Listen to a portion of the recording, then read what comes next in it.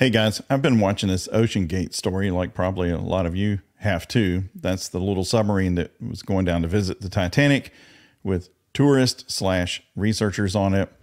And it lost communication. It hasn't come back up that they know of. And they're trying to rescue it. There's still a glimmer, slim chance of hope there. It doesn't look good for them.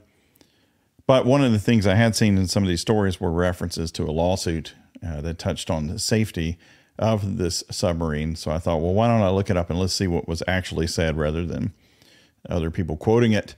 So let's look at it together directly. Let me pull it up here. This was a lawsuit in federal court actually filed by Oceangate against David Lockridge, and it looks like probably his wife as well. And they sued them for violating non-disclosure, trade secrets, and other things like that. But what I think will be interesting is the counterclaim that he filed and the result of these things. So he was sued for breach of contract, fraud, and unjust enrichment, conversion, etc., misappropriation of trade secrets. And then we get down to his counterclaim. So this is what he has to say, and he sues Oceangate. So Oceangate is a Washington corporation doing business in that state, and the defendants are citizens of the United Kingdom. So he has extensive background as a submarine pilot. There can't be too many of those guys around, and training in the same. He's a qualified CSWIP 3.4U underwater inspector. Wow, that sounds cool. He's trained to recognize flaws and points of failure in subsea equipment. So he began working with Oceangate as an independent contractor and moved from Scotland to Washington to do this. He says, based on their representations, he uprooted his family and his entire life to move there. As part of his job duties, he was the director of marine operations and was tasked with, quote, ensuring the safety of all crew and clients during submersible and surface operations, end quote. That sounds like a stressful part of the job there, given what they were doing. So they were developing, of course, as everybody knows now, an experimental submersible named Cyclops 2 or the Titan. And it utilized carbon fiber rather than a metallic composition for the hull. And they wanted to go down to 4,000 meters, about 12,000 feet. Obviously, the goal here was to get to the Titanic. That was a depth never before reached by Oceangate manned submersible made out of carbon fiber. So they held a meeting at their facility in Washington to discuss it, handing over the Titan from the engineering department to his operations department. And this is where he had some concerns. He names all the people who were there. Issues of quality control with the new submersible were raised. There were evident flaws, he says, during the build process that several individuals had expressed concerns over to the engineering director. And so the CEO, he's on the sub right now, asked Lockridge to carry out a quality inspection before the handover of the submersible Titan. Now, again, this is Lockridge's narrative. This is his counterclaim. This isn't findings by the court. This is his counter lawsuit against Oceangate. Mr. Rush selected Lockridge because he had the most experience working with submersibles and stated he was the best man for the job. So he worked on it, right? He got paperwork and things and such, test results for the viewport, other key information. He says he was met with hostility and denial of access to the necessary documentation that should have been freely available. And he expressed verbal concerns over the safety and quality control issues regarding the Titan to Oceangate executive management, but he was ignored. So he says he issued his report on January 18, 2018, and a preamble says it was being handed off from engineering to operations in the coming weeks, and now's the time to properly address these items that could be safety risk to personnel. He says his verbal comments have been dismissed on several occasions, so he's making this written record. And he says he identified numerous issues that pose serious safety concerns and offered corrective action. So one of his concerns, and this comes up in many areas of industry where integrity of a shell is critical, and that's non-destructive testing. And he said he was repeatedly told that no scan of the hull or bond line could be done to check for delaminations, porosity, and voids of sufficient adhesion of the glue being used due to the thickness of the hull. Now, I'm experienced in non-destructive testing, and it can be done by visual, some types of acoustic, ultrasound stuff, X-ray, and things like that. I've never been involved in it on carbon fiber, just metal.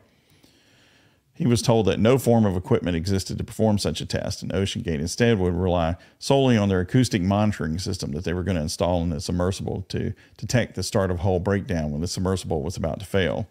So, for example, like on nuclear facilities and things that I've been at, oftentimes they will x-ray joints, welds, and things to check for any issues. Say in pharmaceutical and stuff, a lot of times they'll just do visual inspections with borescopes and inspecting the outer side. But they always do, because there are certain standards you have to meet, and you can have a serious issue if the weld deteriorates or it's improperly done. Now that's different than this. Again, this is carbon fiber. So Lockridge again expressed concern this was problematic because this type of acoustic analysis would only show when a component is about to fail, milliseconds before an implosion, and wouldn't detect any existing flaws prior to putting pressure onto the hull. So I'm sure what he wanted was some way to check this hull over as it, went through its dives and was being cycled. It would come back up and you could do some NDT, non-destructive testing on it, and see what was up. Given the prevalent flaws in the previously tested 1/3 scale model and visible flaws in the carbon in samples of the Titan, he stressed the potential danger to passengers of the Titan as the submersible reached extreme depths. Constant cycling would weaken existing flaws, resulting in large tears of the carbon. NDT was critical to detect these existing flaws in order to ensure a solid and safe product for the safety of the passengers and crew.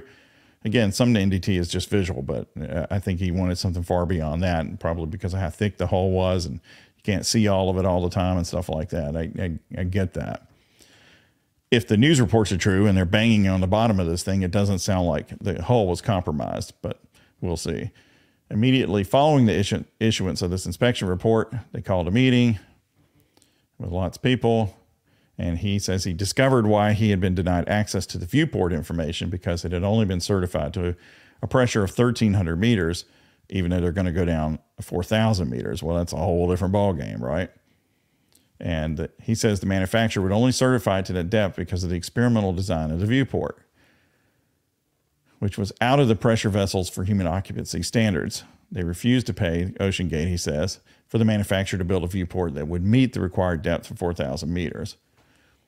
Now, if that thing failed, 3,000 meters under the sea, nobody's going to be banging on anything because they'd just be dead. The paying passengers would not be aware and would not be informed of this experimental design, the lack of NDT of the hull, or hazardous flammable materials being used within the submersible. It does sound like they signed a giant waiver, though, that says this thing could fail in any way at any time, and that no one's promising it's going to work. Lockridge again expressed concerns regarding the quality control and safety issues relating to the Titan, as outlined in his inspection report, and insisted they perform NDT on the experimental hull, and also use a classification agency such as the American Bureau of Shipping to inspect and certify the Titan.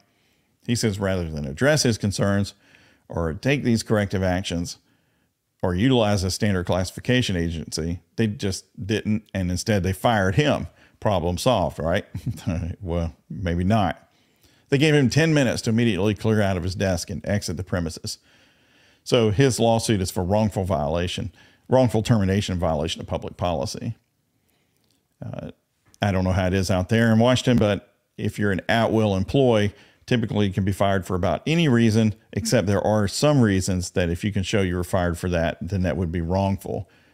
And I think that's what his point is here, is that he's saying that he wanted them to do NDT and a classification agency. And Washington State has a clear and articulated public policy of protecting whistleblowers and those who refuse to commit an illegal act, and that he was terminated because of that.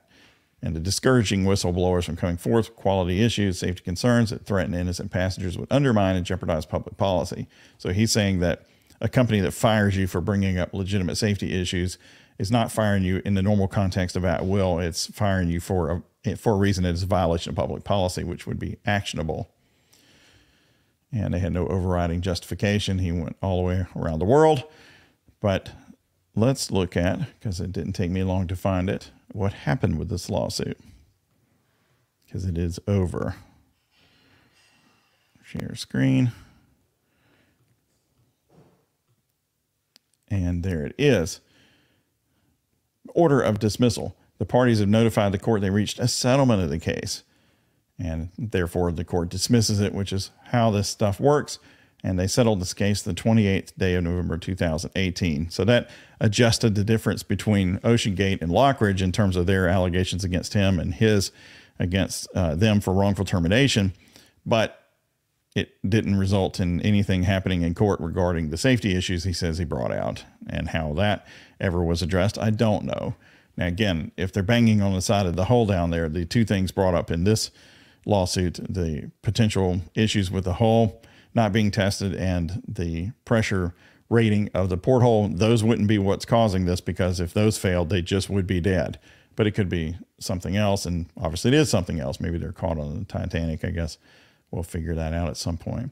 Anyway, since I had seen this cited in the news a bunch in terms of this lawsuit and what was said in it and the concerns he raised, I thought, let's look at it ourselves and see actually what it said. That's what we did. That's it. Thanks. Bye.